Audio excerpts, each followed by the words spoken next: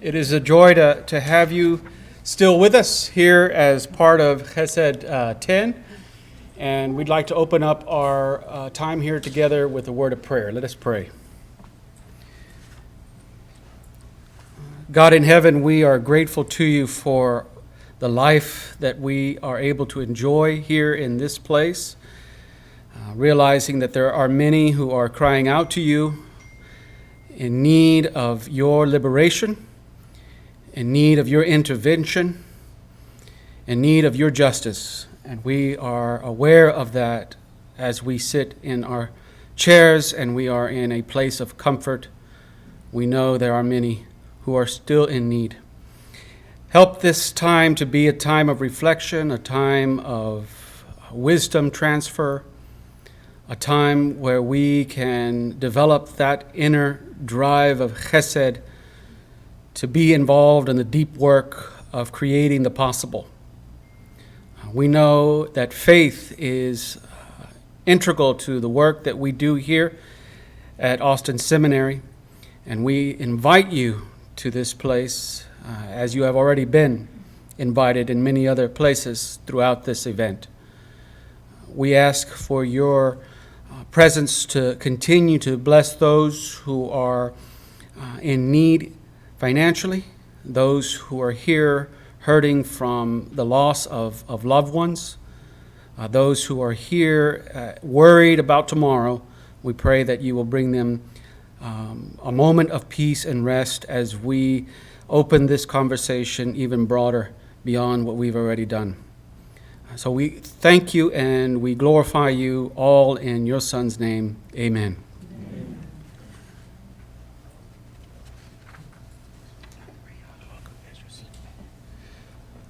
Well, it is a joy for me as professor of Old Testament who has been here since 2011 and to see some faces that were among my first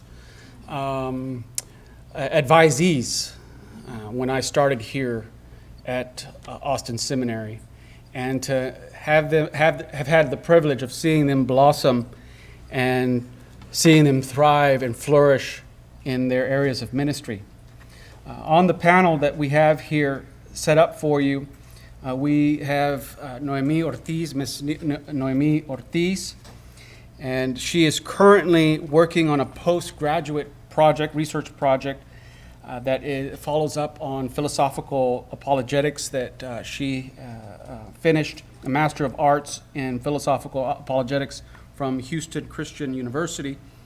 And so we're pleased to have her on the panel with us, one of the founders of the HESED movement here at Austin Seminary. And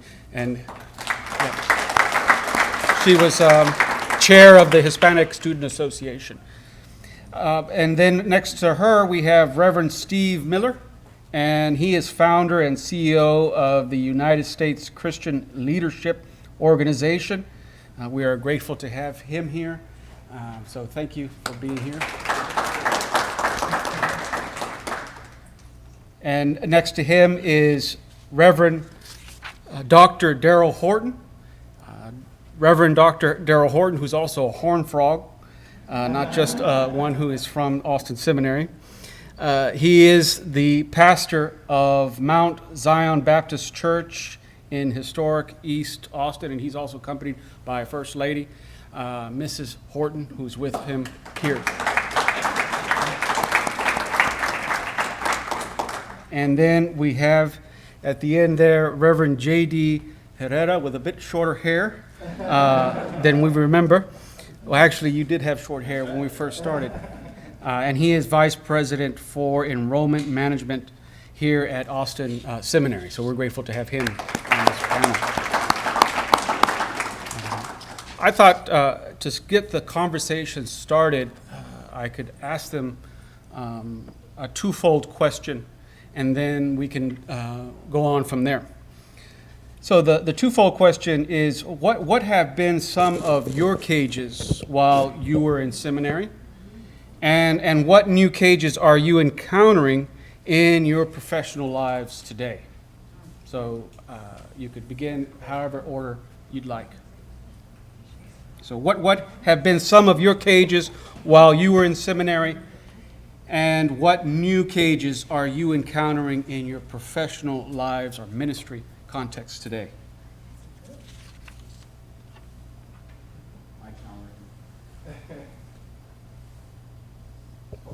Oh, there.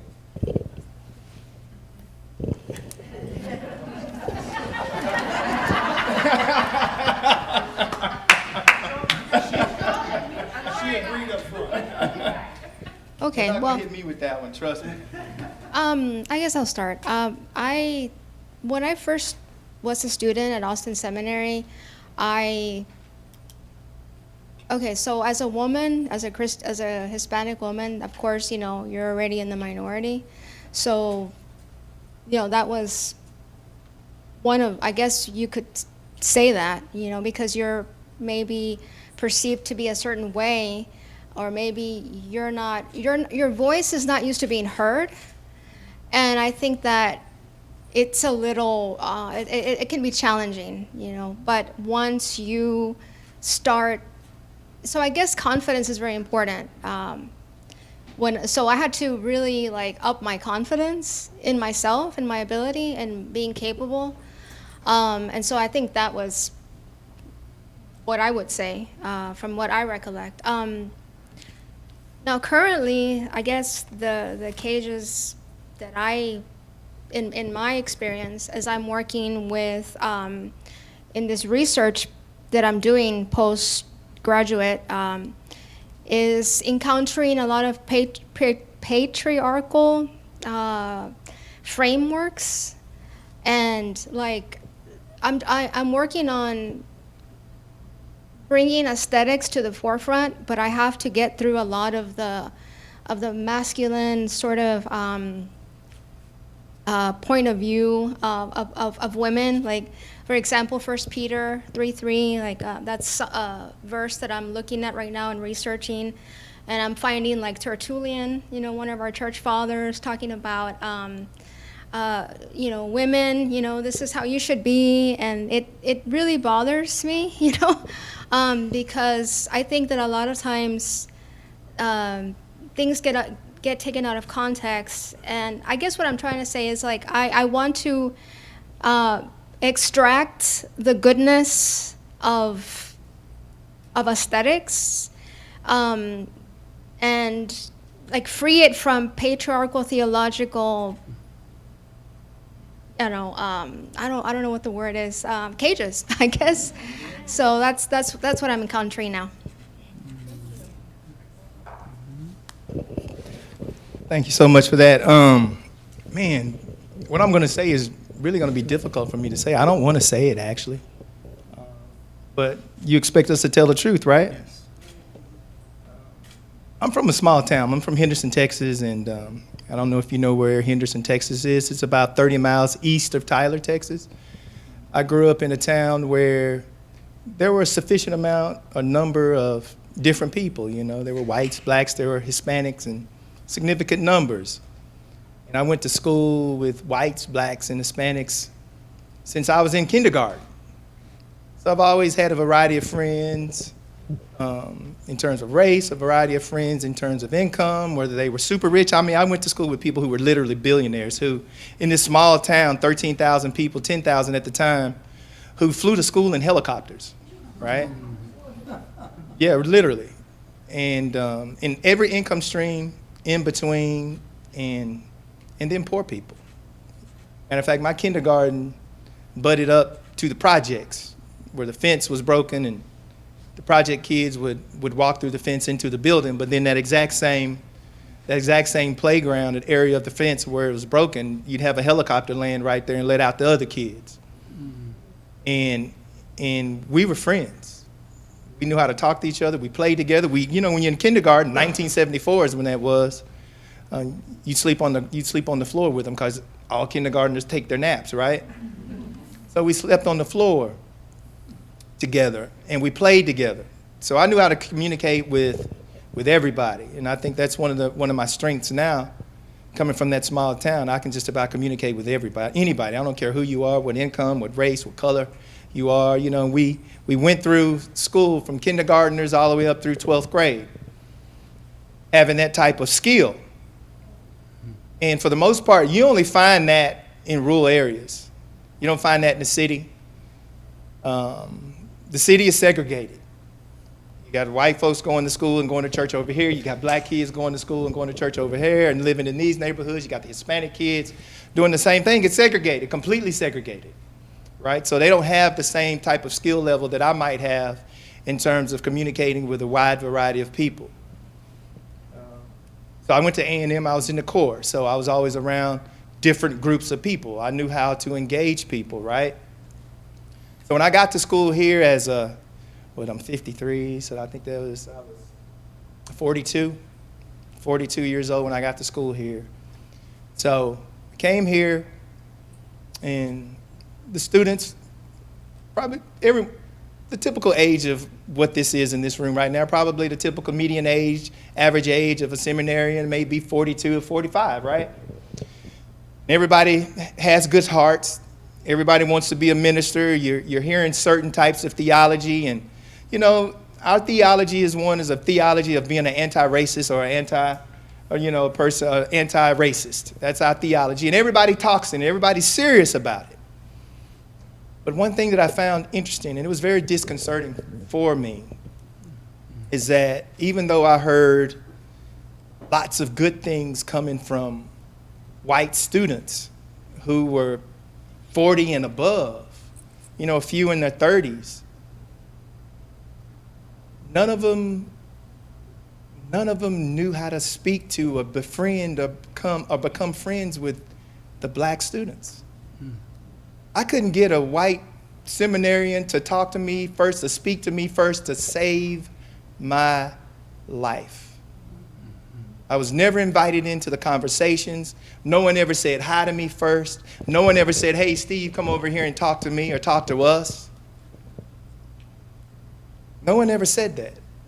I would have to insert myself into their circles and have their conversations in order to have my conversation. And it was such a dichotomy. Here are people that love God. Here are people that have a theology of being an anti-racist. Here are people that really are good people in their hearts. But yet no one knew how to have a conversation with me, or to approach me first, or to ask me how I'm doing, or ask me what I thought, or ask me where I grew up. Hey man, what's going on? What's going on with you today? People didn't ask me that. And I was very saddened by that. I was very saddened by that. And I'm hoping today that each of you in this room have a skill level to where you can approach an Hispanic or you can approach a black person and ask them, hey man, where are you from? How are you doing? Where did you grow up? Where did you grow up? How is your family? Do you have and really be interested in that person. And I'm finding that since people don't have the same background that I do, they didn't come from a rural area where you're thrown in, where everybody goes to the same high school. We don't have the opportunity to have the white neighborhood and the white church and the white school over here. Cities are completely segregated, and it's destroying our country. And the reason why we're in the position that we are in today is because we live in these segregated ways of life that we don't choose to change. We accept what Jim Crow has given us. Jim Crow has given us segregated neighborhoods, segregated churches, and segregated schools, and segregated ways of life. It is even taken basic human skill levels of knowing how to relate to people who don't look like you away from us, and we do not know how to do that. All right? So what are the challenges that this brings? What does this bring to my life now, the type of challenge that this brings to my life now? So I'm going to have to tell you another story. Sorry that I'm taking a while, but you asked the question. I really want to say this. And we got to get beyond this if we really, truly want to change the world in the way that we espouse when we go out on Sunday mornings and tell our congregations how they should act and how we should be when we as preachers can't do the same thing. Real quick, and I'm going to try to be as fast as I can. When George Floyd happened, I called for a meeting on Zoom. He was there. He was one of the preachers who was there. And I had somewhere between 150 and 200 preachers get on the phone call for like 2 or 3 weeks. I knew a bunch of them. I knew at least 50 of them because I went to seminary with them, right? And they were preachers, and they invited their preacher friends, right? And so we were all on this call, and everybody was wondering right after George Floyd, what shall I do? What can I do? So I brought them on the call to tell them to lay out a program, lay out a plan of action of what we can do. So we set a meeting in East Texas to lay out that plan, and he came. He showed up, thank God. And when it came time to go to work, I'm going to say it like this where you can really understand it. All those white folks disappeared. All my seminarian white friends disappeared. All of their seminarian preacher white friends disappeared. I called them, texted them, emailed them to get the explanation. These are people I knew in seminary, right? Nobody texted me back, nobody called me back, nobody emailed me back. This work is not about talk. It's not about going to a rally and feeling good and then going home the next day. That gets you zero. The only thing that really matters in being an anti-racist is organizing and doing over a sustained amount of time. If you're not willing to do that, don't even preach about it. Forget the theology that you've learned here. If you're not willing to do it, just be quiet. Because unless you're organizing, you're just hot air. And it hurt me to my soul that my friends that I knew from here, that I befriended, by the way, disappeared. Thank you, Steve, for that. Dr. Cuellar, I would probably say that the cages I can think of when I showed up here, some of them were cages that I brought with me because of perceptions of the institution from persons who had gone to school here before me.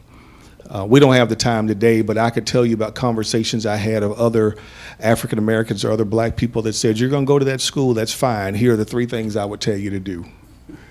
Go to class, do your work, don't answer any questions, don't hang out with anybody, go home and do what you got to do. That's the best way to survive.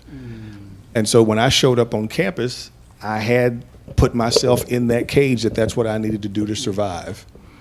And so in meeting people like Steve and JD and meeting Noemi and meeting other people who were here, I'm very thankful that over time, I would open the door to those cages and realize that there's more to school than just burying your head and not answering questions or not participating in things like that. And so I believe I was able to have a great time here. Everything was not perfect. That's right. But I do believe that I had a wonderful experience here, and that's why I still try to serve and be committed to the school now. So again, I think some of those cages are those that were in my mind when I came. Again, and I'm not blind to the fact that everything was not perfect, that black people, that Latinx people are in the minority, that being a Baptist is in the minority. It's a Presbyterian school. It's written on the building. I know that when I walk in the door. And so we're not going to be doing Baptist stuff in here. I got that. And so I could handle those kinds of things, but I didn't really see them as restrictive, but I saw them as opportunities to learn outside of what I know. What do I think about cages and things I see now? I think in the role that I serve now, I think some of the cages, I see them, I have to encounter them for the sense of advocacy. And so my eyes are a lot broader now into the communities among us who need advocating, for people who have a privileged voice, for people who have an opportunity to stand in the public square, for people who have the opportunity to have a platform, is that the advocacy is huge because there are so many people in so many different cages who do not have the privilege of voice. And I'm trying to learn every day, every year, about what my responsibility is for the voice that I've been given to help release some of those cages that people are in. It is tough to go after great speakers and preachers. And thank you, Dr. Horton. I definitely want to echo a lot of that. A lot of the cages that were brought in is coming from a diaspora community, from a poverty community, from an immigrant community, was that we were good street preachers. We ran great ministries. We fed hungry people. When you go to that institution, they're going to take your Jesus away. So just be aware of that. And that was the cage that I was carrying when I came in here. Very, very, very similar. Do your work, keep your head down, and get out of the way. And that pesky God showed up in the community that was here. And really the community that was here broke a lot of that cage. I found a lot more of my voice through that time here. The hallway conversations with Dr. Todd and Reverend Miller. That memory is etched in my mind forever. I love that we had formational conversations outside the classroom that shaped the way. And really what was peeled back, the scripture, the scales falling from the eyes, and I'll transition to today's cages, as I am a member of this institution now. And a real short story is when Mona called me, I was serving a church in North Austin. Mona called and said, the president wants to talk to you. You got time tomorrow? And I said, oh man, he's mad that I'm not giving enough. And he's calling me one. I was this close to telling Mona, no, I'm busy, I'm out of town. But something said, just say yes. And so I said yes.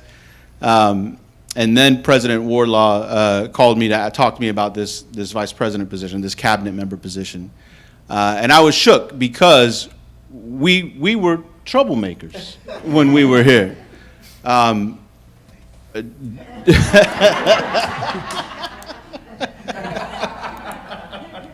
Dr. Cuellar left off the fact that when this group came in, there was a wave of faculty change that came through. Dr. Cuellar, Dr. Todd, Dr. Park were fundamental changes in the makeup of this faculty. And they opened up a lot of those conversations. They opened up one of the cages that allowed us to do something like dream about HESED. And to dream about doing something that was counter-narrative to what a 117-year-old or 112-year-old at the time establishment of entirely white male leadership in the dean's office, of entirely white male leadership in the president's office could become, and the way that they could serve. And then through that crazy invitation to come back to this place, some of the cages that we Reverend West and I have been able to work on are the financial burdens of being able to be elevated to a place where voice and education are accessible, and so we've opened up with some new programs and some new fellowships. We have some amazing fellows here. We have 9 full fellowships that the Vice President of Enrollment Management has the ability to go out and headhunt amazing students of color and bring them here so that their voices are heard and they are present. And we are slowly opening those doors, not just so that those that are kept outside can hear the gospel that's being preached in the house, but that we are opening those doors so that they can come in and fully be present with all of us that are learning. Excellent. Thank you. Yes.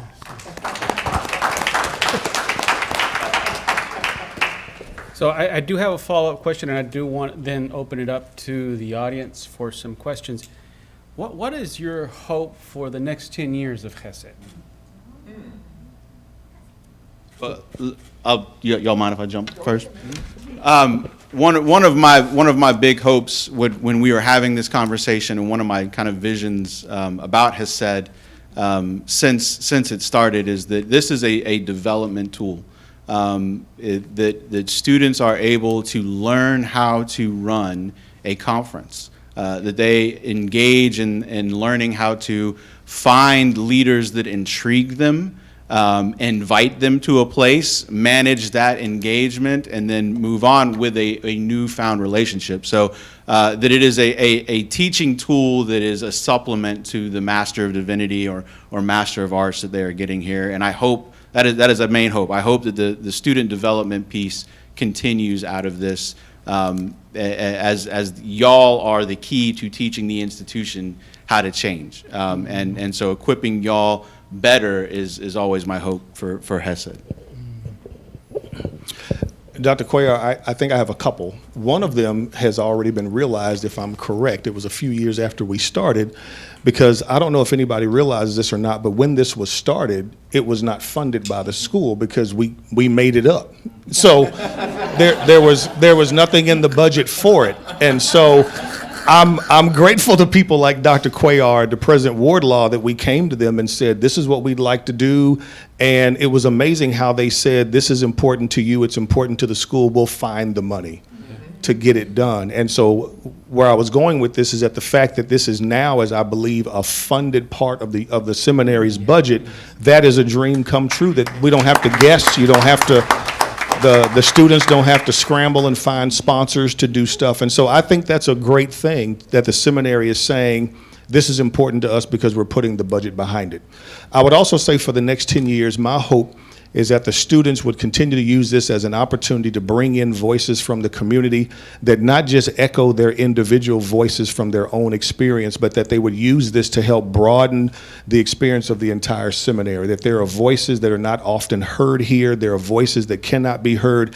Every class can't bring in everything that we want to hear. So this is an opportunity to bring in dynamic individuals with amazing experiences who can come and share a perspective that you may not get from class, you may not get from the SPMs and all those things we have to do. So that's what my hope is, that it continues to be an amazing opportunity to hear from the culture, to hear from outside, to hear from experience, to hear from alums, all of those things that will benefit the students and, again, broaden their horizons and exposure. I would like to see a conference where the other seminaries in the state of Texas are coming here on a regular basis. Like every year, Bright and Baylor and what's the other one? What's SMU? Perkins, where they're sending a contingent of students every year, where there's also a part of their line item where every year they're going to come here and enjoy HESED with us and grow it to about 200 or 300 people, per year. That's what I would like to see. Of course, I'd like it to continue for another 10 years and 20 years, etc. And I think it would be also nice to have maybe projects that the HESED team could lead up, service projects. I think when I was a student here, Dr. Cuellar took us to the Borderlands, and that was a very life-changing experience for me, because I got to get out of the seminary and go see where people were at, meet people where they were at. And I think it would be great to maybe incorporate some of that in that. And I think also professional development, maybe have trainings. I think education is very important, I think.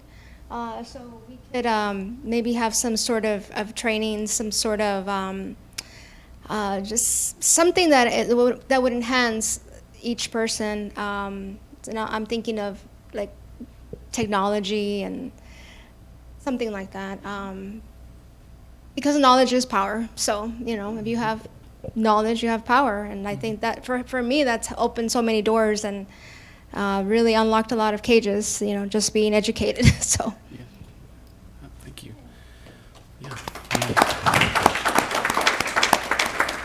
So Dr. Ray mentioned the notion of transfer of wisdom, and you may not see yourselves as ancestors, but you are ancestors of the HESED movement, and we do want your wisdom to transfer over into the audience. And so I'm going to invite anyone in the audience who would like to ask a question that is pressing to any of the panelists or to the entire panel.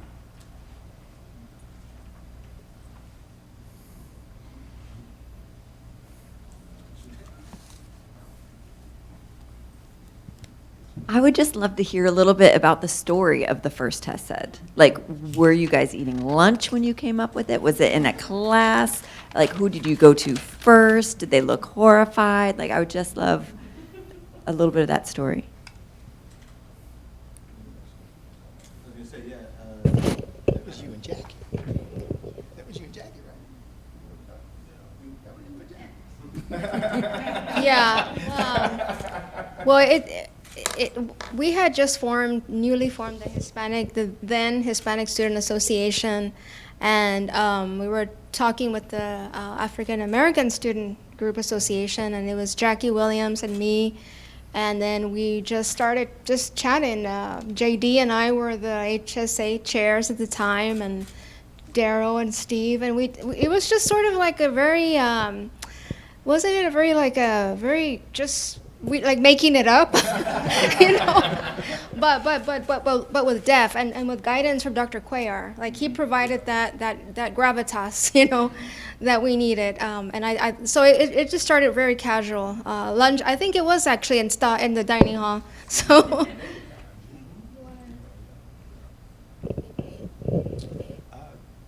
Yeah, that's what I remember is conversations like that, and then thankfully we went to Dr. Cuellar and he put the academia behind it and the professionalism and said, you guys can't just do this and put it on napkins and stuff. You gotta do something to it before we take it to the leadership and ask them to pay for this. And so he and Dr. Todd and Jackie Saxon was also a major part of that down in the office. And so just kind of talked to them and said, this is what we're thinking, this is what we would like to do, and is it feasible, is it possible? And that's kind of where it started. But again, JD, I think, has some more insight into that too, but I didn't make lunch every day, so. No. I mean, that's all. That's exactly right. We were just saying earlier, you know, the conversation around not an intentionally disruptive, but there was a cry from the students of color that I think it was the 2012 midwinters that was entirely Anglo speakers. And that was one of the things, and then we had these new faculty just firing us up in classes, talking about justice and teaching us how to go out and be proactive. And we said, oh, you know, maybe there's something we can do. And I remember Noemi approaching me. She's like, hey, you want to form a student group? And I'm looking around like, there's two of us, but yeah, we can do this, sure. And one of the things that in her wisdom that she found, y'all were huge compared to us with all 6 people. Yeah. So, but we found out, Noemi was like, if you were a student group, there's some money out of the SAV, and we can do something. And then we say, well, if we pull our 2 pennies with y'all's 2 pennies, we can like do something. And so that's kind of how it snowballed. And then, we were sitting in Stotts, and we bounced a bunch of ideas and names around when Dr. Cuellar brought up HESED. And I just, everybody, that's it. That's the word. And then it just kind of started really, forming together out of that. And then the mission statement. And then, right. I'll be honest with you, I was sort of a contrarian. I didn't think they could do it. I know, if y'all know anything about me, that just doesn't fit, right? But they kept going and they pulled it off. But I really want to give big ups to Jackie. Really, there should be 5 seats here. And even though she's not here, it should be empty. It should be empty, but just her presence was so big and so large that Jackie and Naomi really got together and just pulled this across the finish line. They really did. So big ups to Jackie wherever she is, but she was instrumental in the start of this thing. Mm-hmm. Yes, absolutely. So have you guys, anybody, seen some direct impact that's been brought out from having this on the community and in your own personal lives? Mm.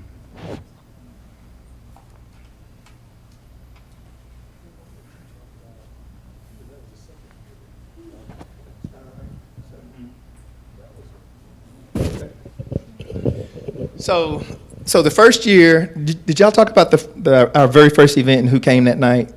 Youth violence. They mentioned it last night, the Interrupters. Yeah, the interrupters. Mm-hmm. Yeah, which is a very great group. So the second year we had Freddie Haynes. Y'all know who Reverend Freddie Haynes is from Dallas, Texas? He's a civil rights pastor. He's a pastor of a 12,000 member church. And like I say, if you know anything about me, I'm always thinking about doing something grand. That's just how I work. I'm thinking about doing something grand. And I was like, guys, if we're going to do this, we may as well just go big or go home the next year. So I went out and got Reverend Freddie Haynes to come here. And Reverend Freddie Haynes, when he speaks, he's charging no less than $10,000 per sermon, per appearance, no less. So at the time, man, when we had speakers come here, we may have given them our keynote speakers $150, maybe. All right, and I know there was a requirement that one be black, one be Hispanic, and one be a woman. That was the requirement. So we had to meet those 3 requirements. So I went out and got Freddie Haynes, and I knew it wasn't in our budget. But I said, man, I'm going to grow this thing, and me and JD had some words on that. We weren't cool with each other for a second. You remember that, JD? We weren't cool for a minute there because I knew I was pushing the limit, and I was. I went out and got Freddie Haynes, and, you know, our budget from him went from $150 to $2,000. And I know it wasn't in the budget. I know it wasn't in the budget because I wanted to see this thing really grow into a national event where we could attract those seminaries from not only across Texas but across the state, you know. And so we were able to go out and land Freddie Haynes. We brought in some other speakers. We were able to raise their salaries, you know, their honorariums. We weren't able to raise those to $2,000, and I got in a little trouble because we were paying one guy $2,000, and we were paying a couple of more $300 or $400. You know, so that's one of the stories that went along with it, just trying to raise the profile of it. You know, I probably did some things I shouldn't have done in order to do that, but we did it and we made it through it. But and again, this is part of the learning that I grew from that. You know, there was a conversation of 2 good things happening at the exact same time. You know, and we can laugh and joke about it now, but it's tough. You know, we did need to grow. We did need to take a second step. We did need to go and get a speaker. And Reverend Miller was exactly right about all of that. You know, and I was also right that you know, if we're going to have an equity conference, you know, then we need to be equitable. Both were right, and that's where that student piece. You know, we were students, and we were tussling it out, and we were learning, and it's because of this engagement. You know, that, like I said, that what I wanted out of this is that we got to both, I hope both, grow out of that engagement. Yeah, you know, and we have, you know, there's 4 people up here that probably never would have in a million years had their ministries cross paths, but because of this, you know, we're yoked together to be a piece of this ministry that continues on even well beyond us. And we get to go back and deal with that. You know, when I sit at the cabinet now, you know, I have Steve sitting in my ear going, "Go big, man. What are you doing? Go big." I'm like, all right. You know, and that's helpful. That is really helpful when we're talking about, when I'm asking, you know, institutional advancement for more student of color gifts so that we can give more fellowships, and when we're talking about where we're going to engage next, when we're talking about how many times Dr. Cuellar is going to go to the border in a year, you know, and so that we all have learned from pieces of that, and it definitely has shaped the way that I approach my ministry today. You know, even all this time later. I still love you, Steve. Yeah, when I came in today, I saw JD, and I was like, oh, man, I hope he's still not mad. Simon? Thank you all so much. One, for accepting the invitation to come. So sorry for the emails that led to it, but appreciate y'all and seeing y'all here. I think this was brought up by Reverend Steve, but if y'all are able to touch on this, in the work kind of going backwards and putting this HESED together, it started with, for us, making sure we kind of knew a little bit of that story, and I'm glad y'all had a chance to share it. Reverend Steve, you mentioned that from kind of a foundational perspective, having at least, I think, one black, one Hispanic, one woman as a prominent presence within HESED. Could you speak to that in a sense of just from from a wisdom standpoint, how that came about, but also just logistically, what did that look like? Because I feel like as we are getting further and further from that first HESED, but this HESED feels like a bit of a reclamation to come back to that space. It's important for us 10 HESEDs down the line, next year 10 years HESEDs down the line, to remember what were those foundational bricks so that we are mindful of those when planning the next HESED, that we have those same kind of intentions grounded for HESED 24 or X2, or whatever you want to call it. But it's very important for people to feel included, right? Yes. I think your inclusion is your power. And I've gotten in trouble for not being inclusive unintentionally before, right? And sometimes we can not be inclusive unintentionally. So really what I'm saying is, if you're going to be inclusive and have total and complete power, you need to be intentional about being inclusionary. Intention, how do you say the word? I can't even say it. Intentionality. Intention. I can't say it. That word. You have to be very intentional about that. I'll give you an example of when I accidentally displayed some characteristics of not being inclusive. A few years ago, I had this internet during the COVID pandemic. I had an internet conference called The Power of the Black Church. And being a black man, sometimes you don't think about black women. Sometimes you don't. Being in the work that I am in, I mean, my work is about racial reconciliation, about reconciliation of all races with themselves and with the church. But sometimes being a man, you don't think about the ways in which you can not be intentionally inclusive. And so when we were preparing for the conference, I'm going big. I went out and got Bishop Noel Jones to be on this conference. Are any of you familiar with Bishop Noel Jones? I went up and got Bishop Noel Jones. If you got T.D. Jakes is here, Bishop Noel Jones is right underneath him. And then I went out and got Freddie Haynes, and I went out and got all of these black ministers who had national names. And I didn't even think about getting a female minister. I'm all about love. I'm all about being inclusive. I didn't even think about that. But when I got on the call, other people were. There, you remember that, Daryl? Other people were. And I got roasted. The chat line, the chat was going crazy. And I'm speaking. I didn't even know this was happening, but I found out later on. The chat thing is going crazy about where are the women? Where are the women on this panel? Not that I was trying to be uninclusive. I wasn't even trying to be that way because I'm a very inclusive person, but being a male and being in power all the time, you don't even think about it. It didn't even occur to me that there needed to be a female black pastor on that panel. And Freddie Haynes roasted me in front of everybody on that panel. On that panel. He roasted me. And I'll be honest with you, we're not friends today because of it. We're not friends today. So I didn't learn from that basic requirement of HESED. I didn't learn from the basic requirement. If HESED was going to be everyone needed to feel included, and they need to feel the power of inclusion.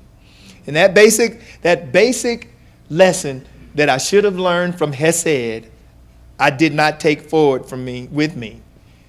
And I got roasted because of it.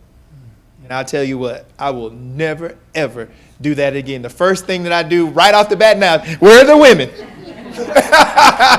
Where are the women? And I want to say this, Dr. Cuellar. I've been fortunate enough to be able to hire a CEO to run my organization. And the CEO of my organization is a black female. I